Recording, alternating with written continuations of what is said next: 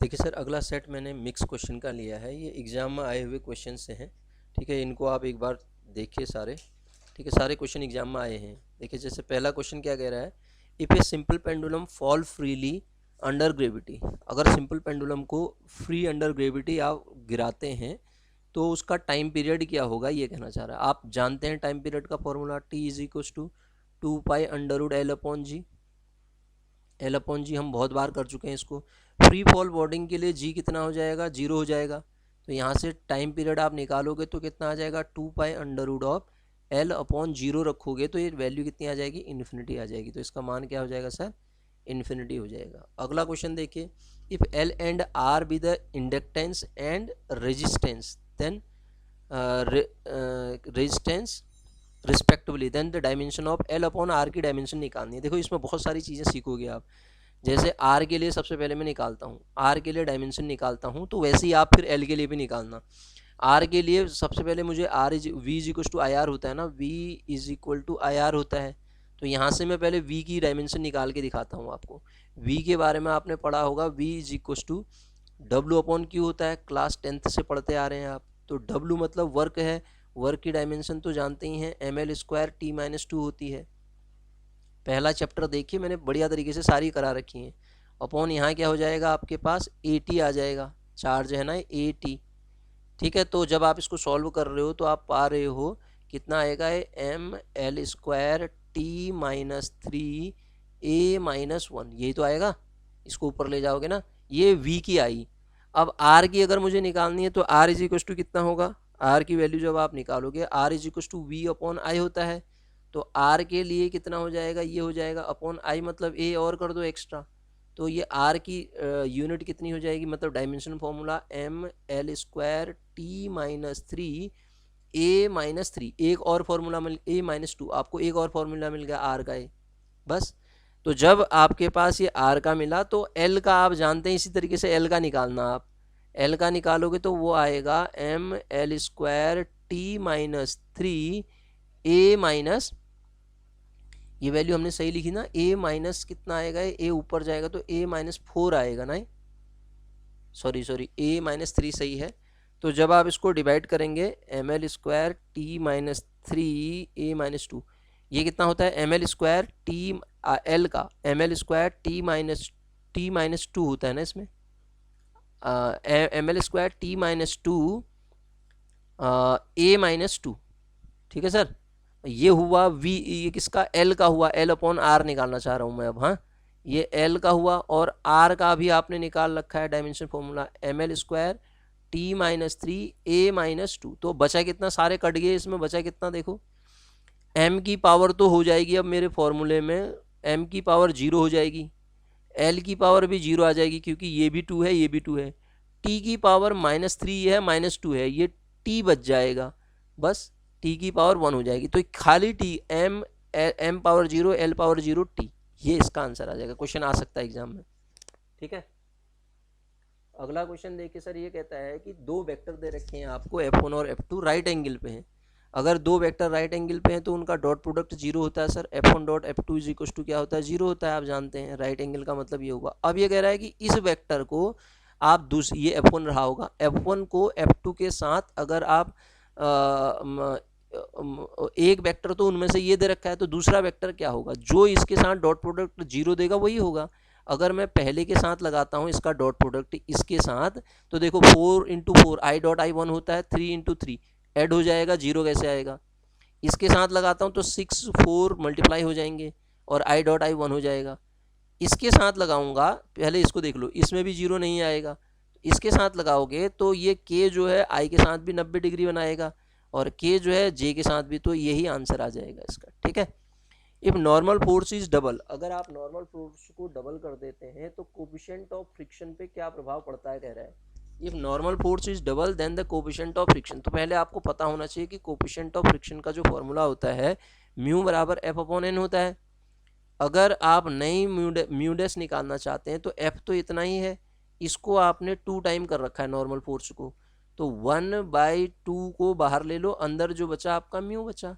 तो आप देखो म्यूडेस इज इक्वल टू क्या पा रहे हो, 1/2 ऑफ म्यू कह रहे हो ना, हाफ हो जा रहा है, क्या हो जा रहा है, हाफ हो जाएगा। अगला क्वेश्चन देखो, a bomb blast on a moon its sound, इसकी साउंड कहाँ सुनाई देगी इसमें, क्योंकि वहाँ तो वैक्यूम है, ठीक है। तो a bomb blast on moon its sound you can not be seen, कैसे सुनेंगे सर, ठीक है, वहाँ पे आप कैसे सुनेंगे, बॉम्ब ब्लास्ट तो सुनाई नहीं देगा ना, ठीक है। अगला क्वेश्चन देखो,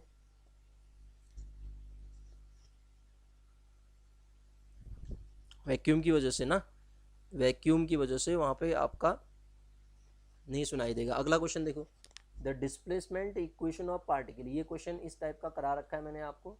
अगर आपके पास इस टाइप से इक्वेशन दे रखी है, किस टाइप से, ए साइन ओमेगा टी, ए साइन ओमेगा टी या कॉस जो भी लिखा है, बी कॉस ओमेगा टी, ये डिस्प्लेसमेंट की इक्वेशन दे रखी है वाई की, या यहाँ एक्स के फॉर्म में लिखी है, तो इसका amplitude A is equal to हो जाता है under root of A square plus B square. तो ये इसी फॉर्मेट में दे रखी है, तो इसका एम्पलीट्यूड पूछ रहा है मेरे से, तो इसका एम्पलीट्यूड कितना हो जाएगा, 6 का स्क्वायर 36, 8 का स्क्वायर 64। तो जब इसको सॉल्व करोगे आंसर कितना आ जाएगा 10, एम्पलीट्यूड कितना हो जाएगा 10 मीटर का, ठीक है। अगला क्वेश्चन देखिए, कहता है if the ratio of radii of two ball is इतना देन द टर्मिनल वेलोसिटी। देखो सर, टर्मिनल वेलोसिटी और रेडियाई का रिलेशनशिप पता होना चाहिए, ये तभी होगा पता जब आपको टर्मिनल वेलोसिटी पता होगी। फॉर्मूला तो याद करना ही पड़ेगा, मैं पहले ही करा चुका हूँ, इसको बढ़िया तरीके से करा रखा है मैंने। तो क्या हुआ, rho minus sigma upon eta into R square into G, ये होगा। तो इसका मतलब आप साफ देख रहे हैं कि ये terminal velocity directly proportional to square of radii है। तो अगर टर्मिनल वेलोसिटी पहले की, टर्मिनल वेलोसिटी सेकंड की, उनका रेशियो निकालता हूँ, तो ये आएगा r1 का स्क्वायर अपॉन r2 का स्क्वायर। तो यहाँ पे r1 दे रखा है 2 का स्क्वायर 4 हो जाएगा, r1 1 का स्क्वायर 1 ही होगा, तो 4 और रेशियो 1 का आंसर आ जाएगा, ठीक है सर। अगला क्वेश्चन देखिए सर, अगला क्वेश्चन क्या कहता है, एक मोनो एटॉमिक है, एक डायटोमिक गैस मॉलिक्यूल है, शायद इसमें क्या ऐसा ही कुछ कह रहा है शायद, देखो 1 mole of mono atomic gas whose gamma is equal to this is mixed with 1 mole of diatomic gas gamma, जिसका इतना है। तो इसका मतलब पहले केस में N1 की जो वैल्यू दे रखी है 1 मोनो एटॉमिक है, और सेकंड केस में N2 की जो वैल्यू दे रखी है 2 डायटोमिक है। उसके लिए गामा 1 जो दे रखा है आपको 5/3 दे रखा है, और गामा 2 सेकंड के लिए दे रखा है 7/5। अब आपसे क्या कह रहा है ये, then mixture then the value of gamma. तो इस केस में आपको पता है गामा की जो वैल्यू हो जाती है N1 gamma 1 plus N2 gamma 2 upon N1 plus N2 हो जाती है, ठीक है। आप रख दो वैल्यू, सॉल्व करोगे, मैंने सॉल्व किया था शायद मेरे ख्याल से 1.5 आ रहा था, चेक कर लेना इसको। तो आप सॉल्व करेंगे, फॉर्मूला बता दिया मैंने, सीधे फॉर्मूले में रखना है। अगला क्वेश्चन देखिए सर, अगला क्वेश्चन क्या कह रहा है हमसे, the focal length of convex lens is F. Focal length convex lens की एफ है। It makes imaginary image of size n time the object image, object से n टाइम बना रहा है। Distance of object from lens, distance निकालनी है object की, lens से कितनी दूरी पर ऑब्जेक्ट की वो होगी। तो सबसे पहले तो ये कौन सा कह रहा है, कॉन्वेक्स मतलब उत्तल लेंस, किसकी बात कर रहा है, उत्तल लेंस की बात कर रहा है। तो उसके लिए अगर मैं बात करता हूँ m की, तो मैग्नीफिकेशन कितना आएगा, v अपॉन u होता है। तो अगर पहले केस में उसने n टाइम है कह रखा है ना, v अपॉन u n दिया है उसने, ये तो कह रहा है it make imaginary image of side n time. इसका मतलब imaginary image v is equal to n time of u, initial का ये तो देखा है, ऑब्जेक्ट के n टाइम दिया है, यही तो आएगा। तो बस फॉर्मूला लगा दो, lens formula 1 upon V minus 1 upon U is equal to 1 upon F, रख दो। माइनस का 1 अपॉन एन यू माइनस का 1 upon U is equal to 1 upon आपके पास एफ आ जाएगा। अब इसके लिए माइनस माइनस उत्तर लेंस है तो ये प्लस हो जाएगा, ठीक है। तो माइनस साइन कॉमन ले लो, 1/u भी कॉमन ले लो, अंदर पाओगे आप कितना आएगा, 1 प्लस 1 माइनस 1/n का मतलब कितना, मैंने माइनस कॉमन ले लिया, तो अंदर आपके पास ये कितना आ जाएगा,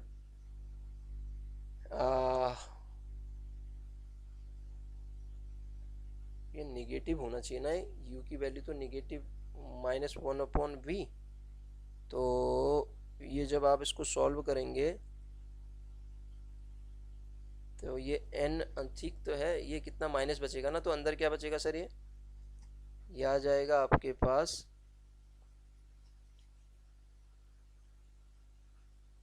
प्लस सही लिखा है मैंने, ठीक है, -1/u, 1/- का 1/n, और आपके पास कितना मिल रहा है सर, -1/n प्लस 1 ना, तो इसका मतलब -1/u ब्रैकेट में कितना आएगा, 1 - n अपॉन कितना n आएगा ये, तो ये तो गलत आ जा रहा है, 1/f इज इक्वल टू इतना, तो f इज इक्वल टू कितना आ जाएगा,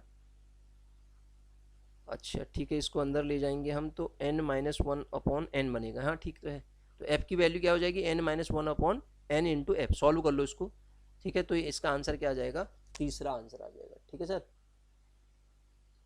अगला क्वेश्चन देखो, अगला क्वेश्चन क्या कह रहा है, the ratio of intensity of two wave, ठीक है, ratio of intensity of two wave is 1:16, intensity का रेशियो गिवन है, ठीक है, 1:16, तो आपको देयर एम्पलीट्यूड का, ये क्वेश्चन आ सकता है एग्जाम में सर, आप जानते हैं इंटेंसिटी और एम्पलीट्यूड में जो रिलेशनशिप होती है वो ये होती है a1² / a2², तो रख दो सर। अब यहाँ पे आपको गिवन क्या कर रखा है, intensity of two wave, intensity का रेशियो दे रखा है, एम्पलीट्यूड का रेशियो निकालना है, तो स्क्वायर रूट हो जाएगा वो, तो 1:4 हो जाएगा, फिर 1:4 का रेशियो हो जाएगा, क्योंकि एम्पलीट्यूड निकालोगे तो ये यहाँ जाएगा तो अंडर रूट नहीं होगा, जब आप a1/a2 निकालना है, आपको गिवन है ये जो जिया है उसी का, तो i1/i2 का अंडर रूट, खत्म कहानी, ठीक है sir. Path difference destructive interference की बात कर रहा है सर ये, जब आप डिस्ट्रक्टिव इंटरफेरेंस की बात करोगे तो पाथ डिफरेंस 2n+1 λ/2 होता है सर, पाथ डिफरेंस जो होता है वो कितना होता है, 2n+1 λ/2, ये डिस्ट्रक्टिव इंटरफेरेंस के लिए पाथ डिफरेंस इतना होता है, क्लियर है बात।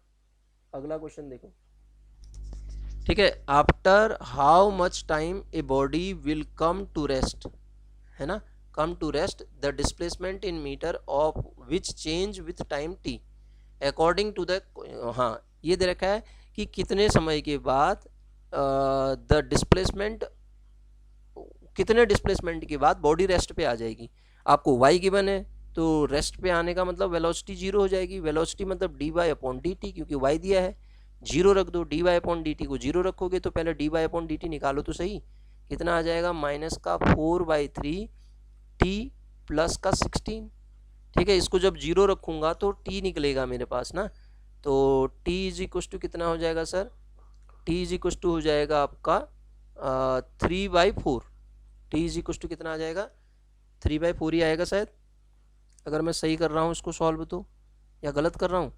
-4/3 t is equal to minus का 16 हुआ ना, माइनस माइनस कैंसिल हो गया, ये 4 से 4 बार, अच्छा मल्टीप्लाई होके 12 आ जाएगा, 12 सेकेंड, ठीक है, 12 सेकेंड का आंसर आ जाएगा इसका।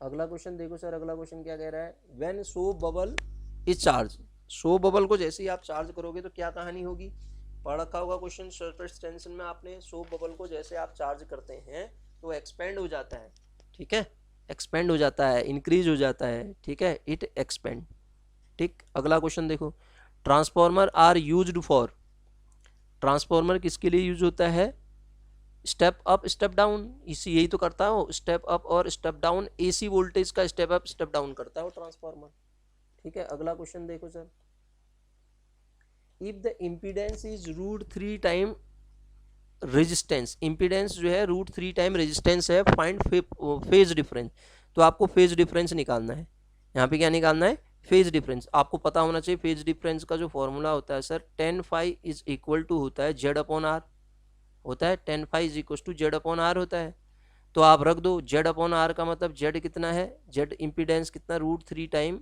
रिएक्टेंस का, तो R से R कैंसिल, √3 10 में किसकी वैल्यू होती है, 60 डिग्री की, tan phi is equal to √3 आ रहा ना है, R से R कट जाएगा, tan phi की वैल्यू √3 तो आ रही है, तो √3 किसकी होती है, 60 की। One of the phenomena which can not B explain wave theory, sir wave theory क्या एक्सप्लेन नहीं कर पाई थी, तभी तो आइंस्टीन ने दिया था photo electric effect, photo electric effect को वो एक्सप्लेन नहीं कर पाई थी wave theory, polarization diffraction interference तो किया ही था।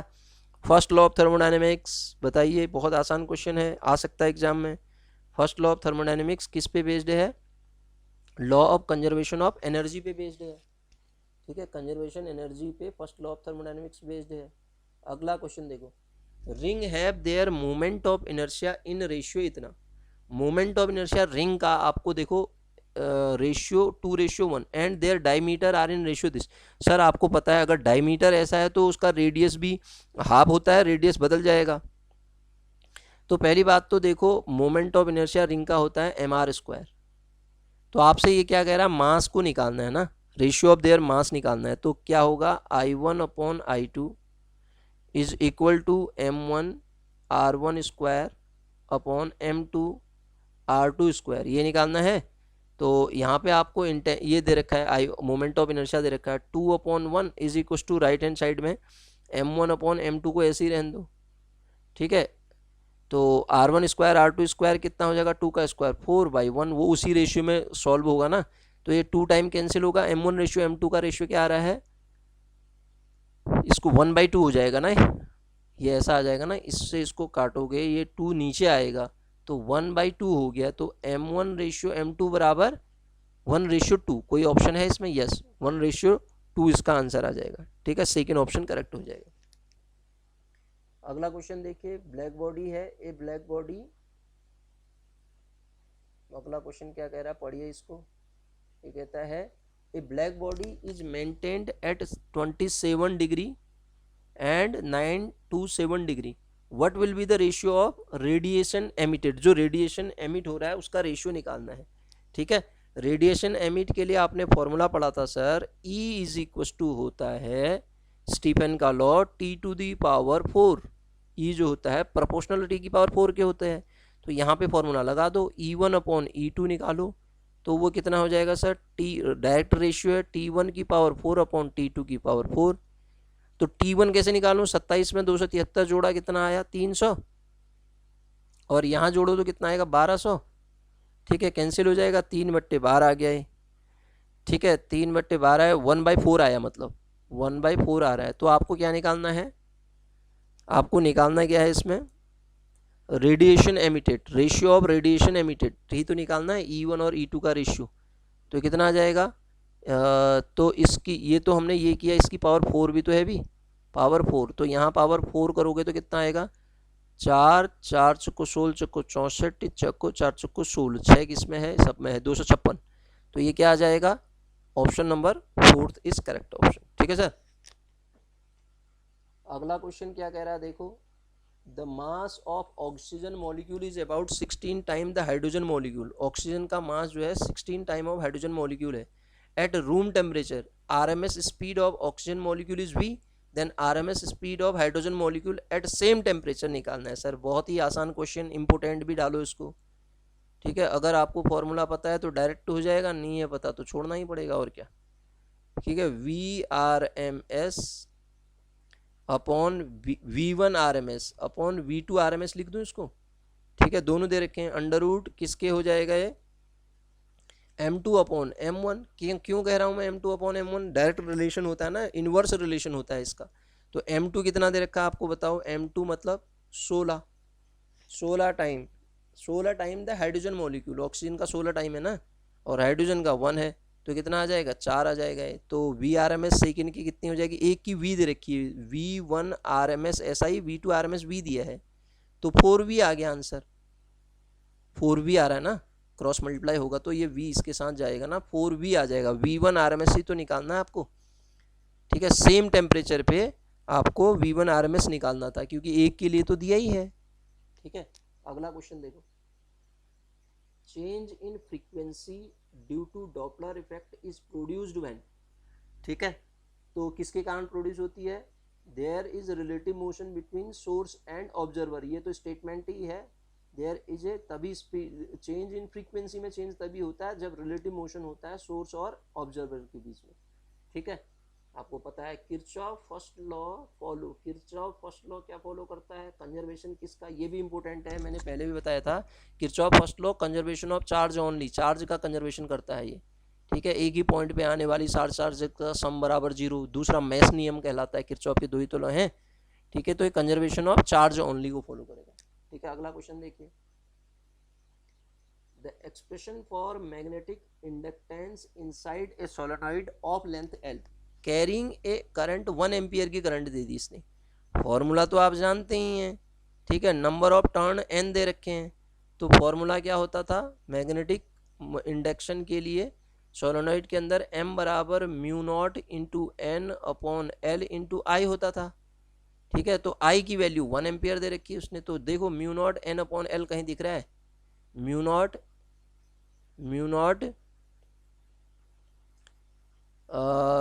ये दिखा है mu naught N upon L into I की जगह पे 1, तो ये आंसर इसका करेक्ट हो जाएगा, ठीक है।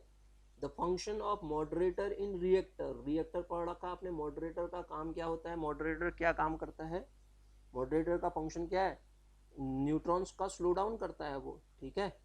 न्यूट्रॉन का क्या करता है, स्लो डाउन करता है मॉडरेटर, किस में, न्यूक्लियर रिएक्टर की बात कर रहा है।